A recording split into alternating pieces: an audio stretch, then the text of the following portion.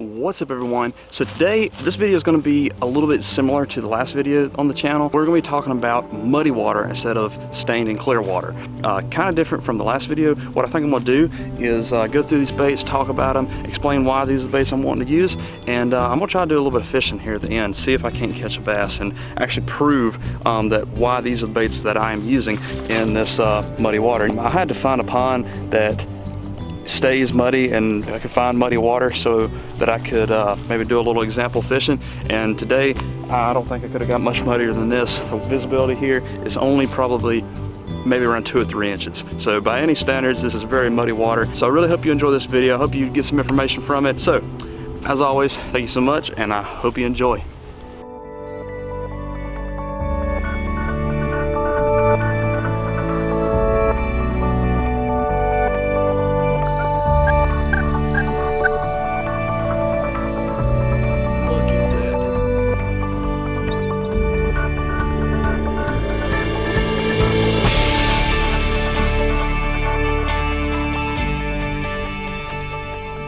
That I think of whenever I think of muddy water, a spinnerbait.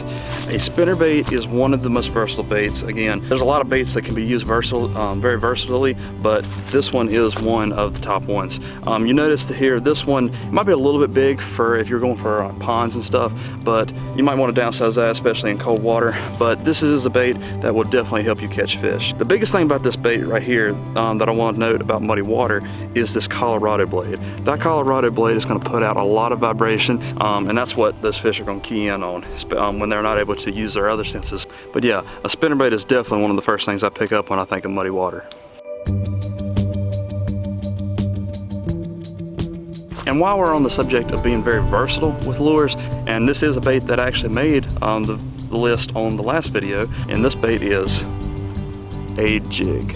One big difference about what I would do in muddier water is maybe use a jig with a rattle, or definitely use something that's very contrasting, very dark color, black, blue, like this one. It's perfect for muddy water. I've caught a lot of really good fish this time of year using jigs like that. And you have to be careful. Sometimes your bite will come very, very lightly. I don't know if it'll focus in on the head of this jig close enough, but there are actually some teeth scratches on this jig head right here. That's from where fish have just eaten that bait and kind of marked it up a little bit. Just proof that this is a lure that will definitely get those fish's attention.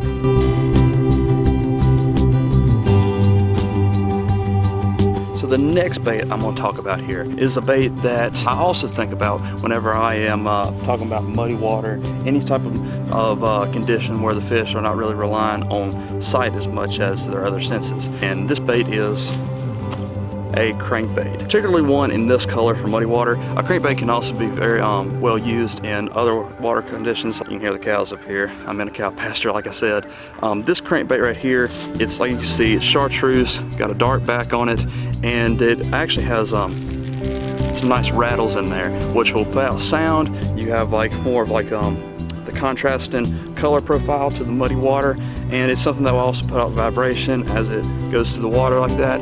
And it is something that will just get fish's attention. Not a lot of insects, not a lot of other stuff in the water maybe in the winter time, but those bait fish are always going to be there, and that's what those fish are going to definitely key in on, and should help you catch some fish.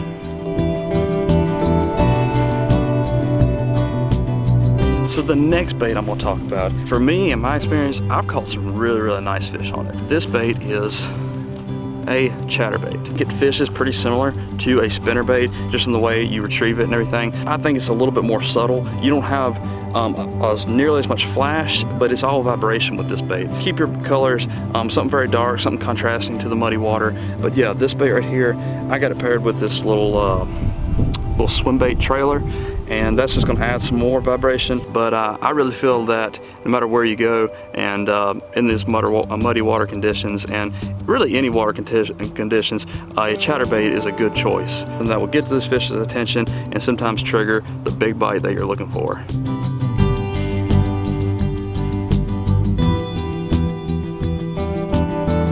And last but not least is a bait that I also made the last video, and is one that, like I said, I'll fish it year round, and this is a little inline spinner. This is not a whole lot to look at, but this is one that catches fish. It'll be something small, very subtle, and won't be very hard for a fish to eat.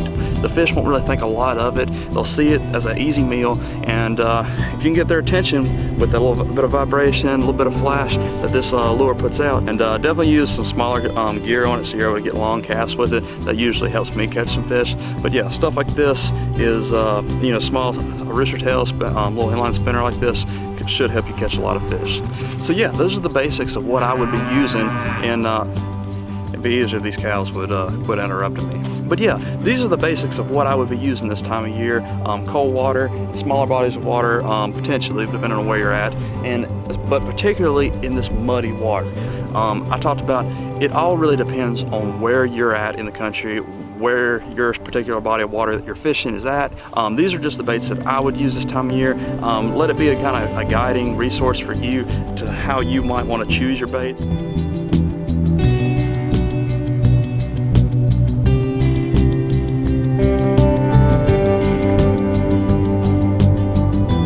Alright, so what I think I'm going to do now is, I didn't really do it in the last video, do a little bit of fishing and see if I can catch a fish to prove to you guys that these lures that I'm using actually do work. Let's see if we can get on something right here. It's pretty shallow water right here. You can see this is where the cows kind of come into the pond. Let's see if we can get anything to strike this nice, pretty little spinner.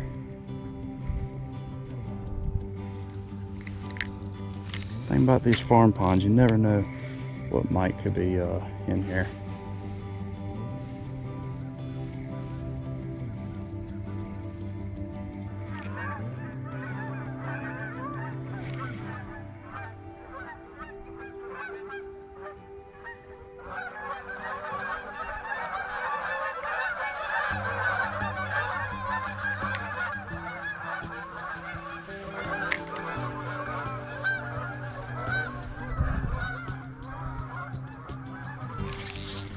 Oh, got one.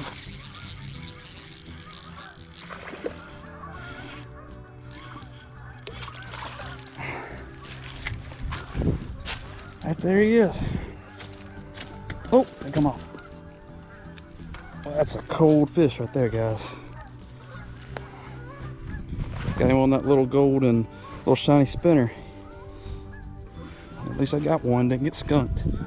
Just a super easy bait for them to eat, and something that they can detect, which is primarily what you want to focus on in this really muddy water. So yeah, wash him off there, but yeah, nice little largemouth bass right there. Look how white that fish is. He's just completely pale. He is so pale just because he's trying to camouflage into this muddy water.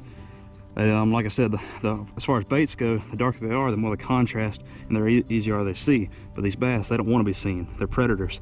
They want to camouflage, and being real pale and white like this is the way to do it in this really muddy environment. So, God bless you, buddy. I'll catch you later. All right, so there was actually a fish in this muddy water, and I was actually able to get him to bite. And like I talked about, the reason that fish bit in my mind is because I was something small, something easy for him to eat, and it was something that he could actually detect. He was in really shallow water. I mean, he was just right up there, pulled up kind of close to the bank. So yeah, that's exactly what I was hoping would happen. So see if we can get any more.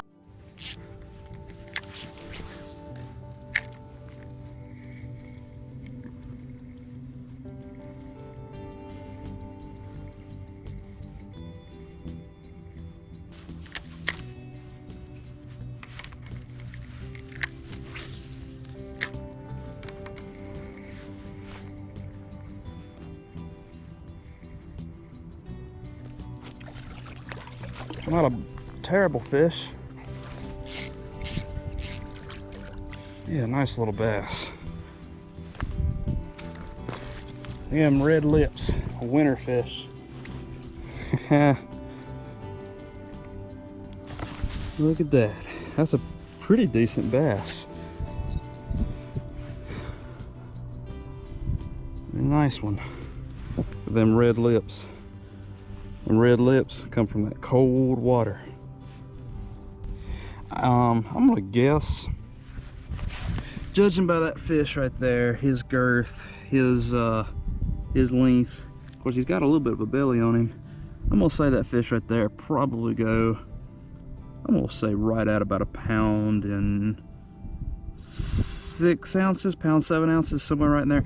I'm gonna say he's probably close to 1.5 pounds, but I'm gonna say he's probably right in that range. Nice largemouth bass right here. God bless you, buddy. There he goes. See if we can get us another one here.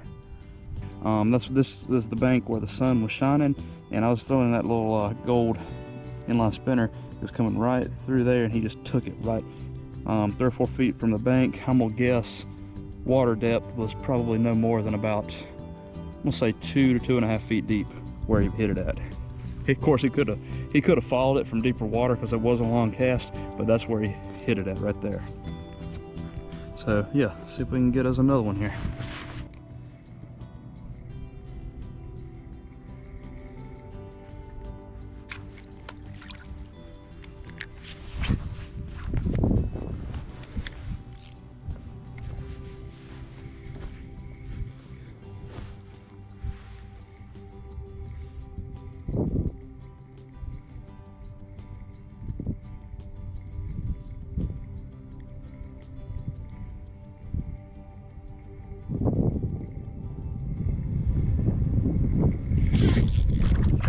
Another one right there. Oh, good jump. Oh, a nice fish. Look at that fish. Nice bass right there. See if I can get this rascal in. He quit trying to put on a show for y'all. I got him hooked pretty decent. Come here. Come here. Look at that. That was a little better than the last one. Dang, that was quick. Not bad for this old farm pond. Not bad for cold, muddy water either. God bless you, buddy. I'll catch you later. There he is. There he goes. Not too shabby. I'm not even gonna lie to y'all. I thought that fish was a lot bigger than that. That first one, I kind of got a beat on him right away because I seen him pretty quick. But I mean, I just kind of pulled back on him and he felt stout. And as soon as I kind of put a little torque to him, boy, he took off. And I was like, oh gosh, this might be a big fish. See if I can get me a true big one here in a minute, hopefully.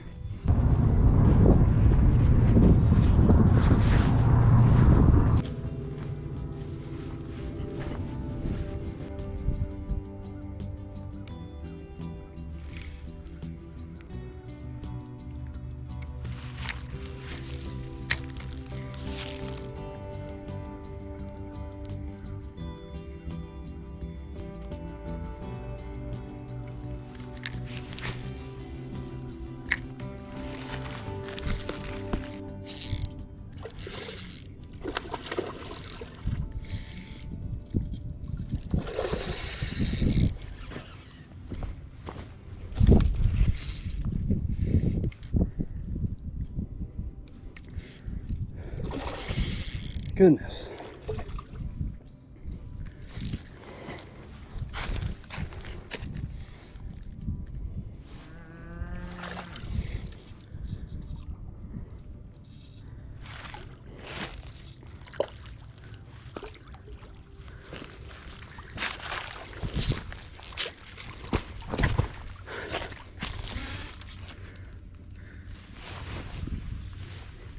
Look at that. That's a bigger fish right there, guys. I was trying to keep my cool, and I was just like, I was so afraid he's gonna come off because I knew he wasn't hooked very good. And that's why I was like, oh gosh, if I could just keep this fish hooked up. Wow, look at that. That is a nice fish. How about that? Check that fish out right there. That is not a bad largemouth. Judging by that fish's length and girth, that fish is about 4 pounds. God bless you, girl.